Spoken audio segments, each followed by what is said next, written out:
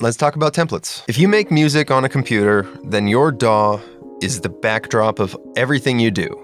Logic Pro, Ableton, Pro Tools, FL Studio, whatever you use, a template is a way to shape that DAW to all of your needs so that everything is exactly where it should be. Think of it like the desk you set up for your work. You always have everything you need at arm's reach. I'd even say that not working on a template is kind of like having to build your desk from scratch every time you work. Like, yeah, it's gonna work and you'll get there, but you're creating work for yourself. I'm gonna talk a little bit about template philosophy and why it's so important and why it's you. It's part of you. It's part of your creative taste, and it grows over time with you. More on that in a bit. I think we all can agree, in the middle of a creative flow, technical issues suck. It can slow you down, get in the way of your ideas coming out, and it means more work and more time. It's no longer fun, it's work. I'm working now. So your template is a critical tool to saving you time and minimizing the amount of non-creative tasks that you do while making music. Number one, the easiest, save the sounds you know you like. Every time you mess around with a synth or work on your vocal chain a little bit, and then you land somewhere that's really exciting, or you're scrolling through presets in Serum or something, and you find one you really like, save it. That's work you've done that you know ended up with a good result. If you like the sound, save it. When you're in a situation where you know you need that one pad that fills that space, it's there when you need it. The point is that you're saving the things that you can rely on in the future. So save the sounds you like. Number two, take stock of repetitive tasks. Next time you sit down at your desk to work on music, I want you to do something for me. Take out a notepad or open a note, and just write down every task that you know you have to do every time you open the DAW. If you notice as you go, this is something I've done more than once, write it down. For every non-creative, repetitive task, you have an opportunity to build it into your template and save you time next time you create. I think about the number of times that I've set up stereo pairs of vocals. So like 2 vocal tracks with the same chain on each, 1 pan left and 1 pan right. I've done that hundreds of times. That's the perfect example of something that you can build into your template. Let's take a look. So here's a quick template I made for recording vocals in Logic.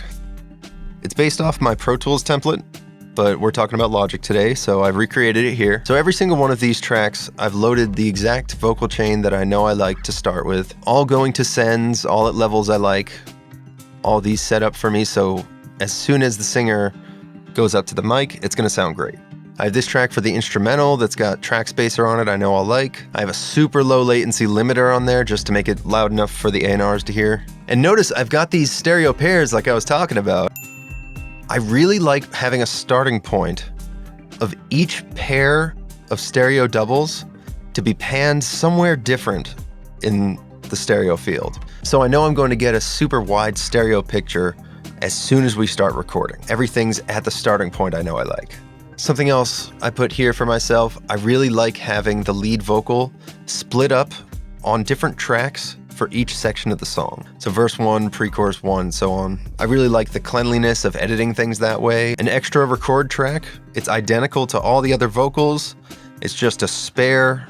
If I need to hit record on a dime and I don't know where, I can just go there, get the recording, figure it out after. Now what's more, in Logic and Pro Tools both, you can deactivate tracks and hide them. So that means you can enter the session with things already set up for you that won't clutter your view just in case you need them.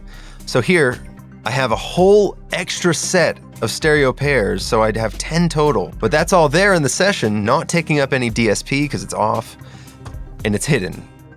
So, in case of emergency, break glass. Also, forgot to mention, all of these stereo pairs are also grouped together. That is a great example of something that would really suck to do in the session. Now, number 3, update your template religiously. Now, I'm a firm believer of just keeping your template up to date with whatever you like. It takes like 2 seconds sometimes to change something, and it can alleviate so much annoyance every time you start a new project. I'm gonna open up my production template for this one. One thing that always used to bug me was the fact that there's no click track available in the workspace view here. I always like to adjust the volume of the click and have it handy. For a while, every time I wanted a click track, I had to open the mix view and then use the shortcut or whatever, make make the click track, so I made sure that there's a click track in my template. Another thing I really like that I put in my template, under the metronome settings in your project settings, I like turning division on. That way I have access to an extra click for subdivisions if I want it.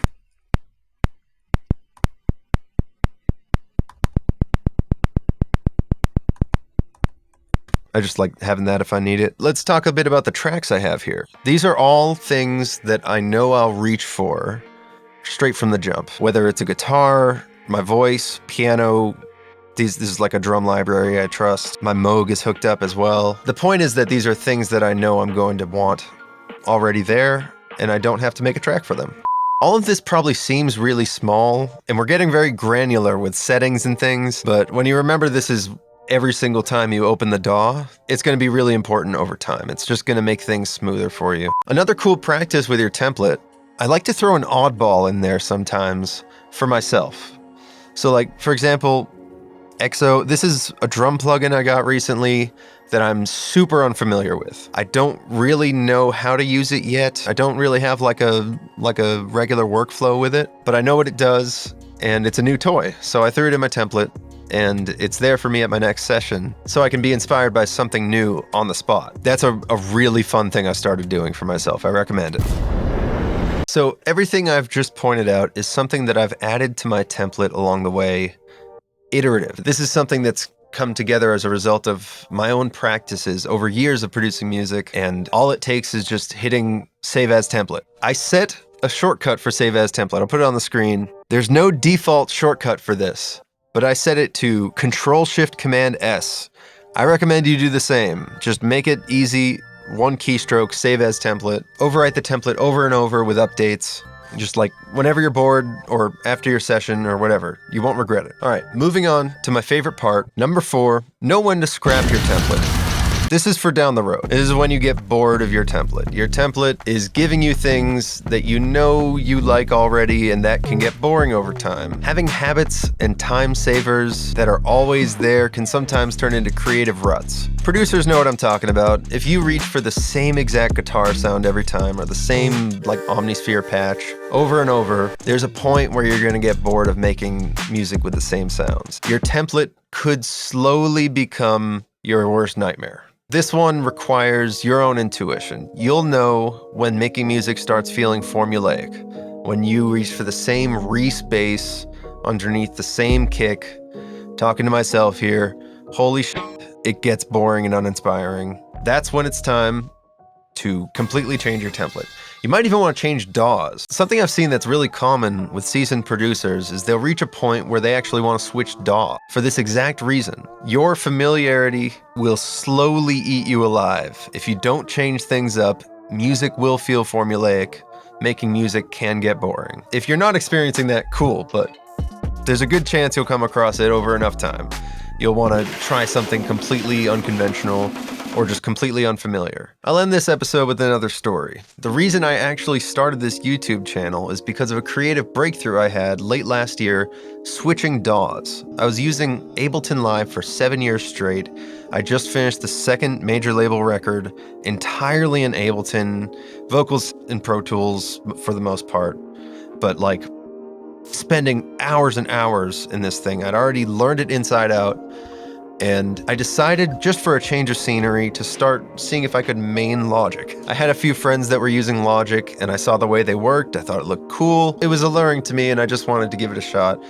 And it was time for a change of scenery. This is nothing bad about Ableton. This is change of scenery. As soon as I just made a basic template for myself, I was hooked. I was creatively supercharged. I just didn't want to get away from the DAW. I spent 2 weeks, like, getting horrible sleep because I was just up with my laptop in bed, reading the manual and reading what was possible in this DAW that I couldn't do before, and getting familiar with the territory was really exciting. So I started this YouTube channel as a result. The environment itself was inspiring me to make music, and that's worth talking about. I think it's cool, and if you're feeling yourself in a creative rut, maybe it's time to explore this. And a template was the thing that started that all. Just build upon it, iterate on it. It's going to become a reflection of your taste. And eventually, delete it and start a new one. It's the circle of life. Some of those things might never go away, like the way you do vocals, if there's a reliable home bass you like. But in terms of the creative with making sounds, you're probably going to experience that. And it'll be its own journey, just updating your template as you go with stuff you like. So that's it for this video. Thank you so much for joining me. If you learned absolutely anything from this video, please leave a like. If there's anything you want me to go into more, just comment it. I have a lot to talk about and I don't plan on stopping. So yeah, I'll see you later. Peace. Your tail's in the shot, stupid. Here's the cat. Oh, Willa. Say hello. Say hello, kitty. You don't like it? Scary? Okay. And we're back.